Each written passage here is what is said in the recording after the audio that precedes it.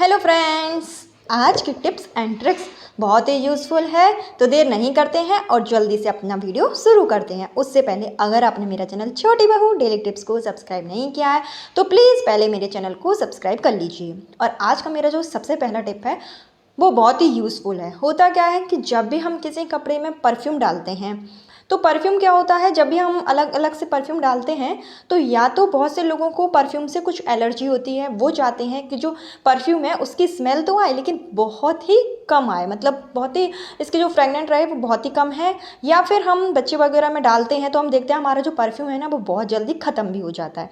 इसके लिए एक बहुत छोटी सी टिप है। आप क्या कीजिए कि आपको जब भी परफ्यूम किसी कपड़े में डालना हो तो आप एक कटोरी में थोड़ा सा पानी ले लीजिए और उसमें आप परफ्यूम को डाल दीजिए। इससे क्या होगा, जब और जो हमें परफ्यूम लगाना होगा वो हम कॉटन की हेल्प से इस तरीके से कपड़े में लगा लेंगे और लगाने के बाद हम इसमें सिंपल सी प्रेस कर देंगे। इससे दो फायदे होंगे, एक तो हमारी जो प्रेस है वो बहुत ही अच्छे तरीके से होगी और दूसरा हमारा कम से कम परफ्यूम में बहुत ही अच्छी सी खुशबू जो है वो आ जाएगी। तो बहुत ही अच्छी टिप है। इस तरीके से हम अपने परफ्यूम को काफ़ी लंबे टाइम तक चला सकते हैं। और जिन लोगों को परफ्यूम से थोड़ी सी एलर्जी होती है उनके लिए भी ये टिप बहुत ही काम की है।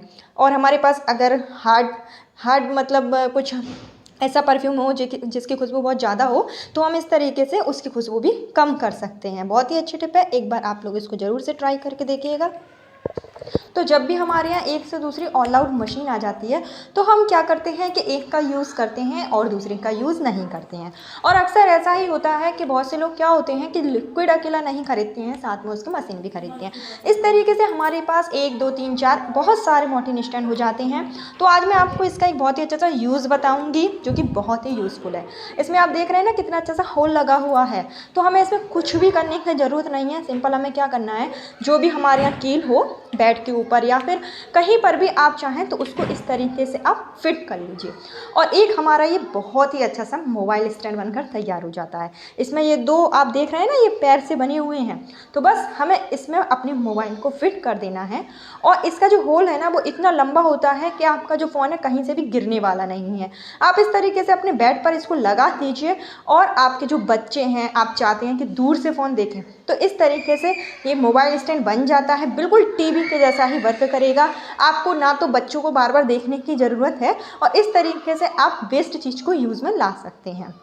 और मेरी जो नेक्स्ट स्टेप है वो भी बहुत ही यूज़फुल है। आपने देखा होगा जब भी हमारे यहाँ इस टाइप के बैग आते हैं तो इनको हम कपड़े रखने के लिए यूज़ करते हैं, लेकिन आज मैं आपको इसका बहुत ही अच्छा सा यूज़ बताऊंगी। तो एक ये मेरे पास रखा हुआ था, मैंने इसका एक और हैक शेयर किया था अपने वीडियो में। आज मैं आपको इसका एक बहुत अच्छा सा तरीका बताऊंगी। तो उसके लिए हमें करना क्या है, इसको अच्छे से फोल्ड कर लेना है और इसके छोटे छोटे से टुकड़े कर लेना है। छोटे बड़े आप जिस हिसाब से करना चाहते हैं उस हिसाब से आप इसको कर सकते हैं। तो मैं इधर 2 तरीके के इसके पीस करूँगी, कुछ छोटे और कुछ बड़े। तो इसको हमें यूज़ कैसे करना है वो भी मैं आपको बता देती हूँ। पहले मैं आपको इसको रखने का तरीका बता देती हूँ कि किस तरीके से हमें इसको रखना है। तो हमें ले लेना है एक इस टाइप का डिब्बा, जो कि हमारे घर में आपने देखा होगा सैंडल वगैरह आती है या गिफ्ट्स आती है, बहुत सारे डिब्बे हमारे यहाँ ऐसे पड़े रहते हैं। तो हमें उसके जो ढक्कन है ना उसमें एक चौखुर सा कट कर लेना है। तो चौखुर सा जब हम कट कर लेंगे ना तो इससे हमें बहुत सारा फ़ायदा होगा। तो चलिए मैं अभी आपको ना कट करके बताती हूँ। तो ये हमारा एक बहुत अच्छा सा ऑर्गेनाइज़र बनकर तैयार हो जाता है जिसका यूज़ हम करेंगे यही कटे हुए पीसेस में। तो इसको हम क्या करेंगे, डिब्बे में रख लेंगे और इसको हम रख देंगे अपनी किचन में। तो होगा क्या, जब भी आपने देखा होगा हमारी किचन में कुछ भी चीज़ गिर जाती है, जैसे कि मसाला वगैरह गिर जाता है या तेल गिर जाता है, बहुत सारा सामान गिर जाता है, तो उस टाइम में हम क्या करते हैं, डायरेक्ट पोंछा लगा लेते हैं या अपनी जो भी किचन की टॉवेल होती है उसका यूज़ कर लेते हैं, जो कि बहुत गंदी हो जाती है, बार बार हमें उसको वॉश करना होता है। तो उस टाइम पर हम ये वाले जो पीस है ना इनका यूज़ कर सकते हैं और ये बहुत अच्छी क्वालिटी के होते हैं। जब भी हम इसको फर्श पोंछने के लिए यूज़ करेंगे ना तो क्लीनिंग प्रोसेस जो है वो बहुत अच्छे से हो जाता है। आप लोग इसको एक बार से ज़रूर ट्राई करके देखिएगा और इस तरीके से जब आप डिब्बे में रखेंगे ना तो देखने में भी बहुत अच्छा लगेगा और हमें इधर उधर ढूंढने की भी बिल्कुल भी ज़रूरत नहीं पड़ेगी। हमारे सारे पीस जो हैं वो इस डिब्बे में आप रखे रहेंगे और जब भी हमें यूज़ करना हुआ हम फटाफट से इसका यूज़ कर लेंगे। तो कैसी लगी टिप्स, आई होप आपको पसंद आई हो। और मेरी जो नेक्स्ट टिप है वो भी बहुत यूज़फुल है। ये मेरी थोड़ी सी पर्सनली है क्योंकि मैं इसका खुद यूज़ करती हूँ, तो आज मैंने सोचा चलिए मैं आप लोगों के साथ भी शेयर कर देती हूँ। तो उसके लिए हमें करना क्या है, एक ये विटामिन ई का कैप्सूल ले लेना है। तो जो विटामिन ई के कैप्सूल है आपको ईजिली मेडिकल स्टोर पर मिल जाएंगे। इसका हम बहुत से काम में यूज़ कर सकते हैं। उसके लिए हमें करना क्या है, थोड़ा सा तिल का तेल ले लेना है। मैं तिल का तेल का यूज़ करती हूँ। अगर आपके पास तिल का तेल नहीं है तो आप गरी का तेल भी यूज़ कर सकते हैं। लेकिन जो तिल का तेल होता है ना वो बहुत ही ज़्यादा फ़ायदेमंद होता है, इसलिए मैं तिल का ही तेल का यूज़ करती हूँ। तो थोड़ा सा हमें तेल ले लेना है, क्वांटिटी आप अपने हिसाब से रख सकती हैं। और उसके बाद हमें करना क्या है, जो विटामिन का कैप्सूल है ना उसको काट कर इस तेल में मिला देना है। मिलाने के बाद हमें इसको अच्छे से चारों तरफ से फेंट देना है। फेंटने के बाद हम क्या देखेंगे कि इसमें ना एक अलग सा रिएक्शन हो जाता है।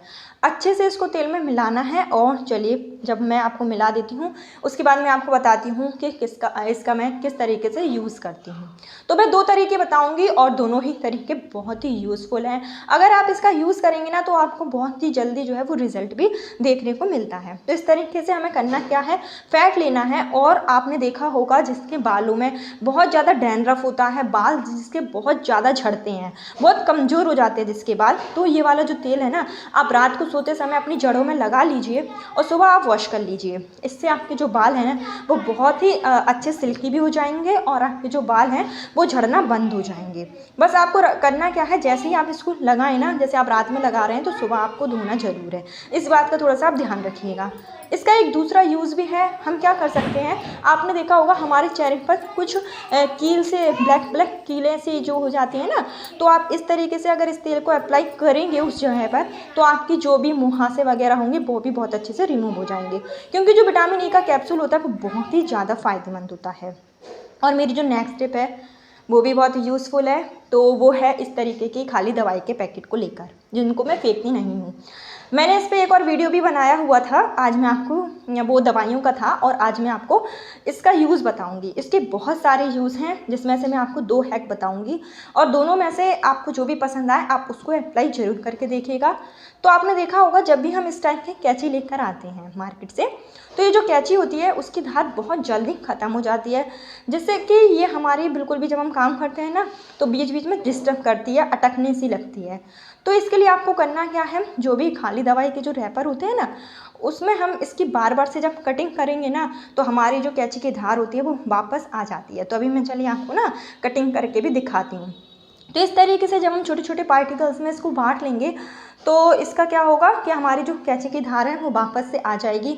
छोटी कैंची हो या बड़ी कैंची हो, इस टाइप से हम उसकी जो धार है वापस ला सकते हैं। और ये वाला जो प्रोसेस है वो केवल आपको इसी टाइप से कैंची में करना है। जो लोहे की कैंची आती है ना उसमें आप इसको अप्लाई मत करिएगा क्योंकि उसमें इसका फिर ज़्यादा फ़ायदा नहीं होगा। तो इस तरीके की जब कैंची होती है ना उसमें ये बहुत काम की चीज़ होती है। और ये जो हमारे छोटे छोटे पार्टिकल्स कटे हुए हैं ना उसको भी हम बहुत अच्छे काम में यूज़ कर सकते हैं। तो उसको भी मैं आपको यूज़ करने का तरीका बताती हूँ। तो आपने देखा होगा कि जब भी हमारे यहाँ जो मिक्सी होती है, जो मिक्सी का जार होता है, तो जब भी हम मिक्सी के जार में कुछ चीनी वगैरह पीस लेते हैं ना तो उसकी जो धार होती है वो बहुत जल्दी ख़राब हो जाती है। तो उस केस में आप क्या कर सकते हैं, ये जो कटे हुए दवाई के खाली पैकेट के जो है ना इसको आप डाल के अच्छे से घुमा दीजिए और आपकी जो मिक्सी है वो सही हो जाएगी। और इसका एक दूसरा यूज़ भी है। आपने देखा होगा जब भी हमारे यहाँ इस टाइप की बॉटल होती हैं तो इसमें जब हम दूध वगैरह भर लेते हैं तो जब भी हम इसको साबुन से साफ़ करते हैं तो ये ना अच्छे तरीके से साफ़ नहीं होती है या फिर साफ़ हो भी जाती है तो इसमें कुछ ना कुछ स्मेल रह जाती है, जिससे कि जब हम इसको पानी के लिए यूज़ करते हैं तो जो पानी होता है पीने में बिल्कुल भी अच्छा नहीं लगता है। तो इसके लिए भी हमें करना क्या है, जो छोटे छोटे पैकेट के जो कटिंग वाले पार्टिकल है ना इसको हमें अच्छे से इसमें भर लेना है और थोड़ा सा हमें इसमें डालना है पानी और अच्छे से इसको मिला देना है। जिससे क्या होगा, जो किनारों पर जो दूध चिपका रहता है जिसकी वजह से थोड़ी बहुत भी स्मेल आती है वो बहुत ही अच्छे से क्लीन हो जाती है। और हमारी जो बॉटल्स है ना वो आपको ज़्यादा भी मेहनत करने की ज़रूरत नहीं होती है, ना ही आपको इसमें कोई ब्रश डालना है ना ही कुछ। बहुत ही अच्छी टिप है, आप लोग ज़रूर ट्राई करके देखिएगा। और मेरी जो नेक्स्ट टिप है वो है चाकू को लेकर। तो आपने देखा होगा जब भी हमारे यहाँ ये जो लोहे के चाकू होते हैं ना, जब इनकी धार ख़त्म हो जाती है तो इनकी जो धार है वो हमें बाज़ार में जाकर डलवानी पड़ती है, या तो हम इसकी जगह कोई नए चाकू का यूज़ कर लेते हैं। तो आज मैं आपको एक बहुत अच्छा तरीका बताती हूँ जिससे कि हम अपने चाकू को फिर से रीयूज़ कर सकते हैं। उसके लिए हमें क्या करना है, सिलबट्टा लेना है और सिलबट्टा में हमें थोड़ा सा नमक डाल देना है। और सिलबट्टा को लेकर मैं इधर थोड़ा सा और कुछ आपको एक टिप बताऊंगी कि हमें करना क्या है। जो सिलबट्टा है ना, हमें हफ्ते में एक बार नमक के पानी से ज़रूर धोना चाहिए, क्योंकि ऐसा करने से घर में जितनी भी नेगेटिव एनर्जी होती है ना वो चली जाती है और पॉजिटिव एनर्जी आ जाती है। हमारे घर के लिए एक बहुत ही अच्छा होता है। और आप कभी भी जब सिलबट्टा को रखें ना तो हमेशा साफ़ सुथरा करके ही रखें। उसको जब भी यूज़ में लाएँ तो वापस से उसको आप अच्छे से क्लीन कर लीजिए और फिर आप उसको रखिए। तो ये 2 टिप थी सिलबट्टा को लेकर, जो कि बहुत ही यूज़फुल सी है। और चलिए अभी मैं आपको इसकी धार भी दिखाती हूँ। तो इस तरीके से हमें नमक इसमें लगा लेना है, क्योंकि जो नमक होता है ना उससे चाकू की जो धार होती है वो वापस बहुत अच्छे से आ जाती है। तो उसके बाद हमें करना क्या है, जब हमने इस तरीके से नमक फैला लिया है और उसके बाद 2-3 बूंद हमें डालना है इसमें पानी। तो जब बस पानी डाल देंगे और उसके बाद जो हमारा चाकू होगा हम इस तरीके से उसमें रगड़ेंगे। तो जब हम इसे बार बार रगड़ेंगे, करीब आपको इसमें 4 से 5 मिनट लग जाएंगे। और इस तरीके से रगड़ने के बाद हमारे जो चाकू की धार होती है वो वापस से आ जाती है। तो बहुत ही अच्छी टिप होती है। और इस तरीके से जो आपने देखा होगा कैंची होती है ना लोहे वाली, उसकी धार भी हम इसी तरीके से ला सकते हैं। तो आप देख रहे हैं वीडियो में कि हमारी जो धार है वो कितनी अच्छे से आ गई है। तो आप धार को अपने हिसाब से कम या ज़्यादा कर सकते हैं। कैसी लगी आज आपको मेरी टिप्स कमेंट्स करके ज़रूर बताइएगा। चैनल पर नए हैं तो सब्सक्राइब और वीडियो को लाइक। कल फिर मिलती हूँ एक नए टिप्स एंड ट्रिक के साथ। जब तक के लिए बाय बाय।